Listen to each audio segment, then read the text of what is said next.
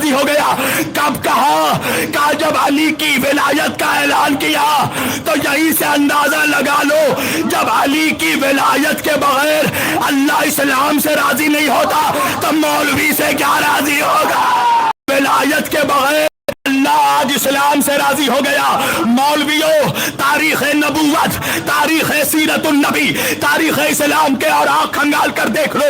اگر اس سے پہلے اللہ نے ایک مقام پر بھی کہا ہو کہ وَرَضِيتُ لَكُمُ الْإِسْلَامَ دِينًا تو مجھے لا کر دکھا دو. بھائی بڑی بڑی مصیبتیں میرے نبی کو اٹھانی پڑی. میرا نبی بچپن میں یتیم ہو گیا. اللہ نے نہیں کہا میں اسلام سے راضی ہو گیا. میرا نبی اپنی ماں کی شفقت سے محروم ہو گیا. اللہ نے نہیں کہا میں اسلام سے راضی ہو گیا. میرے نبی کا سوشل بائیکاٹ ہوا. اللہ نے نہیں کہا میں اسلام سے راضی ہو گیا. میرے نبی کو جلا وطن کیا گیا. اللہ نے نہیں کہا میں اسلام سے راضی ہو گیا. میرے نبی کو مکے سے نکالا گیا. اللہ نے نہیں کہا میں اسلام سے راضی ہو گیا. جنگ بدر ہو گئی. اللہ نے نہیں کہا میں اسلام سے راضی ہو گیا. احد میں میرے نبی کے دندان شہید ہو گئے. اللہ نے نہیں کہا میں اسلام سے راضی ہو گیا. خیبر میں مسلمان جا رہے تھے، آ رہے تھے. اللہ نے نہیں کہا میں اسلام سے راضی ہو گیا. خندق کا مارکا گزر گیا. اللہ نے نہیں کہا میں اسلام سے راضی ہو گیا. کب کہا جب علی کی ولایت کا اعلان کیا. تو یہیں سے اندازہ لگا لو جب علی کی ولایت کے بغیر اللہ اسلام سے راضی نہیں ہوتا تو مولوی سے کیا راضی ہوگا.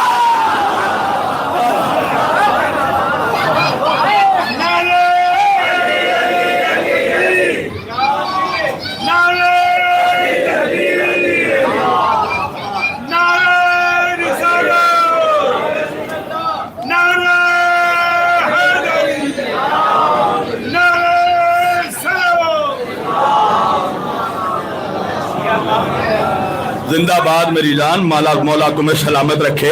اس بچے نے علی کا نعرہ لگا کر بتا دیا کہ یہ شریف ماں کا بیٹا ہے. ہائے ہائے ہائے. عزیزان گرامی، بچلن ماؤں کی اولاد علی علی نہیں کرتی. ہائے ہائے ہائے. نعرہ حیدری. اللہ اسلام سے راضی تب ہوا جب علی کی ولایت کا اعلان ہوا. اللہ کہنے لگا وَرَضِيتُ لَكُمُ الْإِسْلَامَ دِينًا. وہی اللہ قرآن میں کہتا ان الدین عند اللہ الاسلام. اللہ کے نزدیک اگر سب سے پسندیدہ کوئی دین ہے تو وہ دین اسلام ہے. توجہ. تو پتہ یہ چلا مسلمانوں کہ اللہ نے ہم تک ایک دین دیا، اسلام. بھئی عجیب بات ہے، ہمارا خدا ایک، رسول ایک، نبی ایک، کانسٹیٹیوشن ایک، قرآن ایک، قبلہ ایک، تو فرقے کیسے ہو گئے انیک. علامہ اقبال کو کہنا پڑا منفعید ایک ہے، اس قوم کی نقصان بھی ایک، حرم پاک بھی، اللہ بھی، قرآن بھی ایک، ایک ہی سب کا نبی، دین بھی، ایمان بھی ایک. کیا بڑی بات تھی ہوتے جو مسلمان بھی ایک. فرقہ بندی ہے کہیں اور کئی ذاتیں ہیں، کیا زمانے میں پنپنے کی یہی باتیں ہیں. تو سوال پیدا ہوتا ہے دلی والوں کہ جب خدا ایک، نبی ایک، شریعت ایک، قانون ایک، کتاب ایک، قبلہ ایک، قرآن ایک، تو فرقے کیسے ہو گئے؟ مسلمان اتنے فرقوں میں کیسے بڑھ گیا؟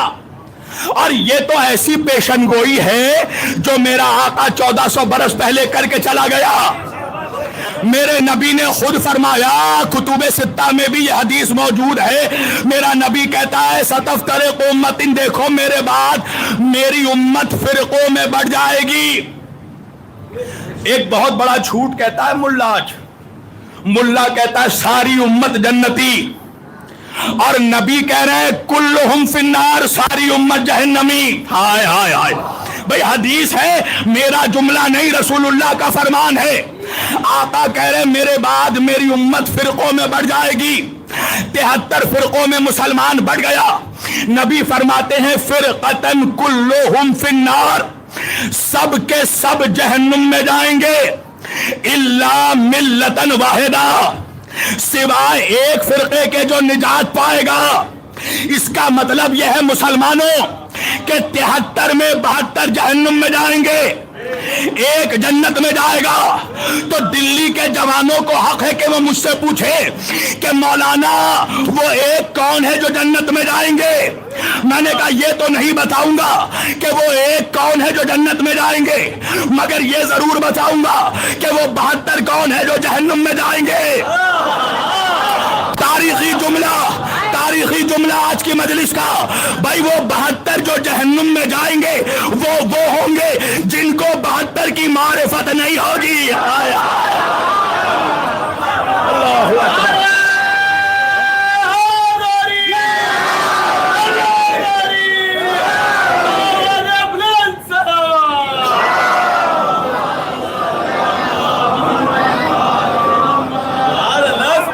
ورنہ بتاؤ مجھے بھائی 72، دیکھیں جو نوجوان موبائل دیکھ رہے ہیں نا، میری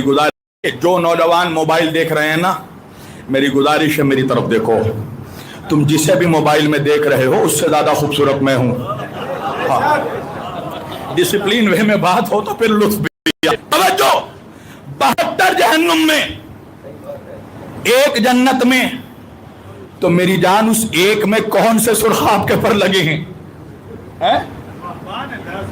وہ ایک فرقہ جو جہنم میں جائے گا اس میں کون سی اسپیشل کوالٹی ہوگی، کون سی خصوصی ان کے اندر عمل ہوگا جس کی وجہ سے وہ ایک جنت میں جائے گا؟ تو ملا وہی پرانی بانسری بجاتا ہے، بڑے نمازی ہوں گے، ہائے ہائے۔ دیکھیں ہم نماز کے منکر نہیں ہیں، میں تو کہتا ہوں وہ حسینی ہی نہیں جو بے نمازی ہو۔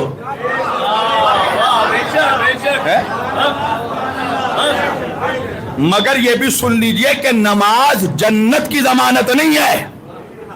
توجہ، نماز سب سے بڑی عبادت ہے مگر جنت کی گارنٹی دی اللہ نے نمازیوں کو، ورنہ تو سب سے پہلے ابلیس جنت میں جائے گا، اس سے بڑا نمازی سجدہ گزار کون ہو؟ تو بھائی اگر نماز جنت لے جاتی تو سارے فرقے والے نماز پڑھتے ہیں۔ اب یہ الگ بات ہے کہ کیسے پڑھتے ہیں، نہیں پہنچے آپ۔ آج مسلمانوں میں اس پر بھی اختلاف ہے کہ نبی نماز کیسے پڑھتے تھے۔ اگر اس ممبر سے حقیقت پڑھ رہا ہوں، کوئی مولوی جھٹلا سکتا ہے تو جھٹلا دے، آف ریکارڈ نہیں آن ریکارڈ تقریر کرتا ہوں۔ میری جان، مسلمانوں نے کم از کم اپنے نبی کو 15,000 مرتبہ نماز پڑھتے دیکھا ہے۔ ہائے ہائے ہائے، 15,000 مرتبہ، 15,000 مرتبہ جس قوم نے اپنے نبی کو نماز پڑھتے دیکھا، اس قوم میں آج یہ جھگڑا ہے کہ نبی نماز کیسے پڑھتے تھے۔ نہیں پہنچے آپ۔ بھئی آثار قدیمہ کی کھوج ہوتی ہے نا، انڈس سویلائزیشن والے پرانے غاروں میں، یمن میں، عرب میں پرانے غاروں کی کھدائی کرتے ہیں، اور اس پرانے غار کے اندر سے ایک تانبے کا برتن برآمد ہوا، تو آثار قدیمہ والوں نے اس برتن پر ریسرچ کر کے یہ بتا دیا کہ یہ برتن 6,000 سال پرانا ہے، اور یہ بھی بتا دیا کہ کون سے قبیلے والے اس برتن کا استعمال کرتے تھے، اور ساتھ میں رپورٹ میں یہ بھی بتا دیا کہ وہ قبیلے والے رہتے تھے کیسے، کھاتے تھے کیسے، پیتے تھے کیسے، شکار کیسے کرتے تھے۔ تعجب تو اسی بات کا ہے کہ ایک تانبے کا برتن دیکھ کر آثار قدیمہ والے 6,000 سال پرانی تہذیب بتا دیتے ہیں، اور قرآن رہتے ہوئے مولوی یہ نہیں بتا سکا کہ نبی نماز کیسے پڑھتے تھے۔